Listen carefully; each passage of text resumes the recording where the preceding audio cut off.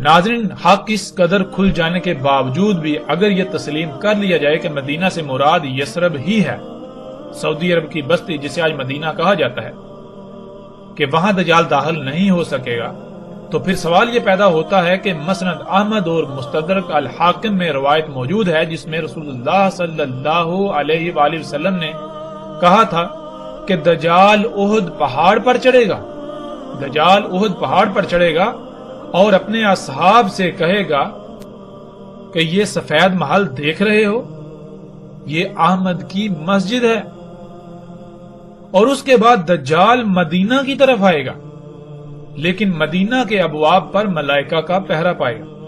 اس وقت مدینہ کے 7 ابواب ہوں گے اور 3 بار مدینہ کو ترجف کرے گا، یعنی مدینہ پر آگ و بارود برسائے گا، جس سے ہر منافق مدینہ سے نکل کر اس کی طرف بھاگ جائے گا، یعنی دجال کی طرف بھاگ جائے گا، ہجرت کر جائے گا، اور مدینہ اپنے اندر سے سارے کا سارا خبث نکال دے گا، اور رسول اللہ صلی اللہ علیہ وآلہ وسلم نے اسے یوم الخلاص کہا۔ اب ناظرین غور کریں، اگر مدینہ یہی بستی ہے جسے یہ کہتے ہیں وہاں دجال داخل نہیں ہو سکے گا، تو ناظرین احد پہاڑ پر دجال کیسے چڑھ سکتا ہے، کیونکہ احد پہاڑ تو اسی بستی کے اندر موجود ہے۔ آپ سکرین پر دیکھیں اور آپ غور و فکر کریں کہ جسے آج مدینہ کہا جا رہا ہے، کیا احد پہاڑ عین اس کے وسط میں موجود نہیں؟ ناظرین غور تو کریں، جب دجال احد پہاڑ پر آ جائے گا تو پھر مدینہ تو ظاہر ہے مدینے کے تو اندر آ گیا، بھائی مدینے کے کئی کلومیٹر اندر آ کر وہ احد پہاڑ پر چڑھ گیا، اب اور کتنا اندر آنا ہے؟ اگر مدینہ وہی ہے تو پھر دجال احد پہاڑ پر کیسے آ سکتا ہے؟ اور پھر رسول اللہ صلی اللہ علیہ وسلم یہ کہہ رہے ہیں کہ احد پہاڑ پر آئے گا، اس کے بعد وہاں سے وہ مدینے کی طرف رخ کرے گا، وہاں سے مدینے کی طرف رخ کریں گے، مدینے کی طرف جانے کا ارادہ کرے گا۔ اب ناظرین یہ دیکھیں کہ یثرب جسے یہ مدینہ کہتے ہیں، وہاں تو پہلے ہی دجال موجود ہے، احد پہاڑ کے اوپر پہلے ہی اس مدینے میں دجال موجود ہے جسے یہ مدینہ قرار دیتے ہیں۔ اب وہاں سے مدینے کی طرف جائے گا، مدینے کا رخ کرے گا، تو ناظرین غور کریں، پھر یہ مدینہ ہے یا مدینہ کوئی اور ہے؟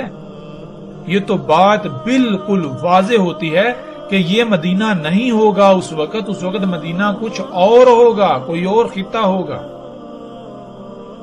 اور مدینہ کے 7 ابواب ہوں گے اس وقت، ان پر ملائکہ کا پہرا ہوگا۔ ناظرین ابواب باب کی جمع ہے، باب کا ترجمہ دروازہ کیا جاتا ہے، دروازے کو باب نہیں کہتے۔ باب عربی میں کسے کہتے ہیں اس کا ذکر بھی ہم پیچھے کئی مقامات پر کر چکے ہیں۔ باب کسی مادی دروازے کو نہیں کہتے، بلکہ باب کہتے ہیں داخل ہونے یا نکلنے کے مقام کو۔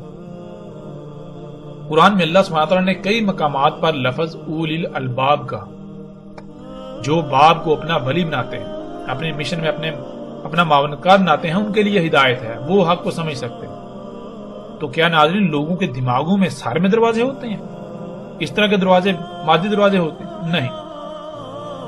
جیسے اگر کسی کے ذہن میں کوئی بات ڈالنی چاہیں اور وہ انسان اس بات کو تسلیم نہ کر رہا ہو، یعنی اسے اپنے دماغ میں داخل نہ ہونے دے رہا ہو، تو اس کی کسی کمزوری کو سامنے رکھ کر اس کمزوری کا فائدہ اٹھاتے ہوئے یا کسی دلیل کی بنیاد پر اس بات کو اس انسان کے دماغ میں داخل کر دی جائے، داخل کرنا، تو وہ کمزوری یا وہ دلیل باب کہلائے گی۔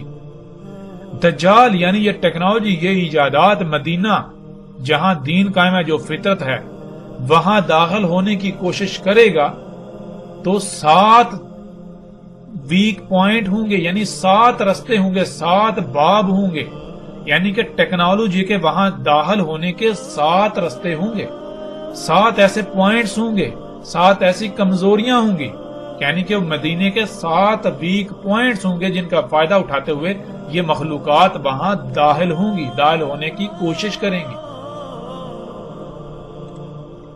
ایسا ہرگز نہیں ہے کہ وہ 7 فزیکلی دروازے مادی دروازے، نہیں، بالکل نہیں۔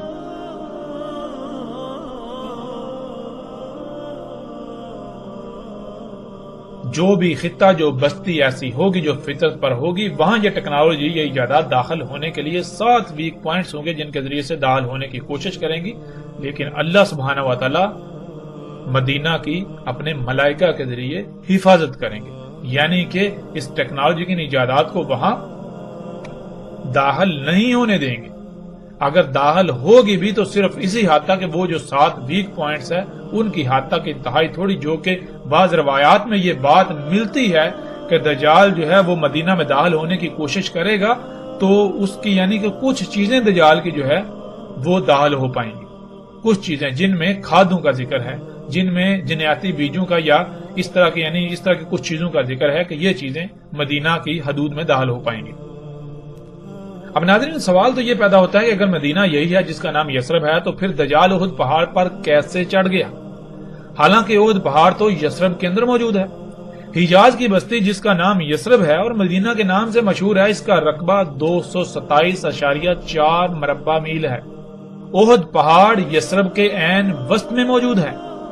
احد پہاڑ مسجد نبوی سے صرف 3.52 کلومیٹر کی دوری پر ہے۔ اس کے برعکس مسجد قباء جو کہ یثرب میں ہی موجود ہے، وہ احد پہاڑ سے بھی آگے مسجد نبوی سے 11.4 کلومیٹر کی دوری پر واقع ہے۔ یعنی احد پہاڑ تو یثرب کے درمیان واقع ہے، یثرب کے وسط میں موجود ہے۔ اگر مدینہ سے مراد یہی مدینہ ہے جو یثرب ہے، جسے آج ہر کوئی مدینہ کہنے پر بضد ہے، تو پھر دجال مدینہ کے کئی کلومیٹر اندر احد پہاڑ پر کیسے چڑھ آئے گا، کیسے چڑھ سکتا ہے؟ جو کہ آج آپ اپنی آنکھوں سے دیکھیں گے کہ دجال احد پہاڑ پر چڑھ چکا۔ یہ انتہائی غیر معمولی سوال ہے جس کا جواب کوئی بھی ایسی شخصیت نہیں دے سکتی، کوئی بھی ایسا شخص نہیں دے سکتا جو یثرب کو مدینہ کہنے پر بضد ہے۔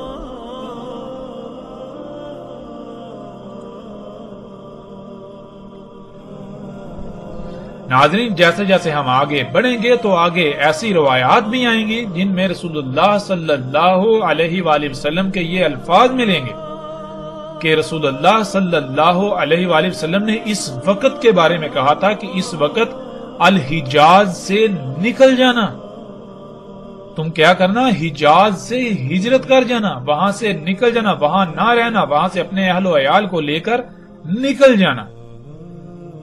تو جو اللہ کے رسول حجاز سے نکلنے کا حکم دے رہے ہیں وہ کیسے حجاز کے اندر ایک بستی کو مدینہ کہہ سکتے ہیں اس وقت کے لیے؟ ایسا ممکن ہی نہیں۔ رسول اللہ صلی اللہ علیہ وآلہ وسلم کے الفاظ کے عین مطابق آج موجودہ وقت میں کوئی مومن ایسا نہیں ہو سکتا جو الحجاز میں رہے۔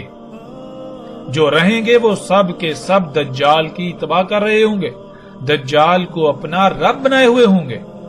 دجال ٹیکنالوجی ہے، یہی ایجادات ہیں، یہی اشیاء ہیں جو فطرت کی ضد ہیں، فطرت کے مقابلے پر جو ہیں۔ موجودہ دور کی تمام ایجادات دجال آج احد پہاڑ پر موجود ہے، جسے آج آپ اپنی آنکھوں سے دیکھ سکتے ہیں۔ احد پہاڑ پر بڑے بڑے ٹاورز لگے ہوئے آپ دیکھ سکتے ہیں۔ جب یہ ٹاورز یعنی دجال احد پہاڑ پر آیا تو حیران کن طور پر اس وقت محمد رسول اللہ صلی اللہ علیہ وآلہ وسلم کی مسجد کو سفید محل کی شکل میں تعمیر کر دیا گیا، سفید محل کی شکل میں ڈال دیا گیا۔ جب تک دجال یعنی یہ ٹیکنالوجی احد پہاڑ پر نہیں آئی تھی تب تک مسجد نبوی سفید محل کی طرح نظر نہیں آتی تھی، اور دجال کے اصحاب جو کہ ٹیکنالوجی کو اپنا رب بنائے ہوئے ہیں آج احد پہاڑ پر چڑھتے ہیں تو بالکل سامنے یعنی کہ احد پہاڑ کے اوپر دجال بھی موجود ہے اور اس کو رب بنانے والے جو اس کے اصحاب ہیں وہ بھی موجود ہیں، تو بالکل سامنے مسجد نبوی سفید محل کی طرح دیکھتے ہیں، ان کو سفید محل کی طرح مسجد نبوی نظر آ رہی ہوتی ہے۔ اے اللہ کے رسول محمد صلی اللہ علیہ وآلہ وسلم، آپ نے سچ کہا تھا، آپ نے سچ کہا تھا۔ اے اللہ کے رسول محمد رسول اللہ صلی اللہ علیہ وآلہ وسلم، آپ نے ایک ایک لفظ سچ کہا تھا اور میں آپ کی ایک ایک بات کی تصدیق کر رہا ہوں. میں نے آپ کی ایک ایک بات کی تصدیق کر دی. اب اگر کوئی تسلیم کرتا ہے تو تسلیم کرے، اگر کوئی تسلیم نہیں کرتا تو تسلیم نہ کرے. عنقریب اللہ سبحانہ و تعالیٰ اپنا فیصلہ سنانے ہی والے ہیں.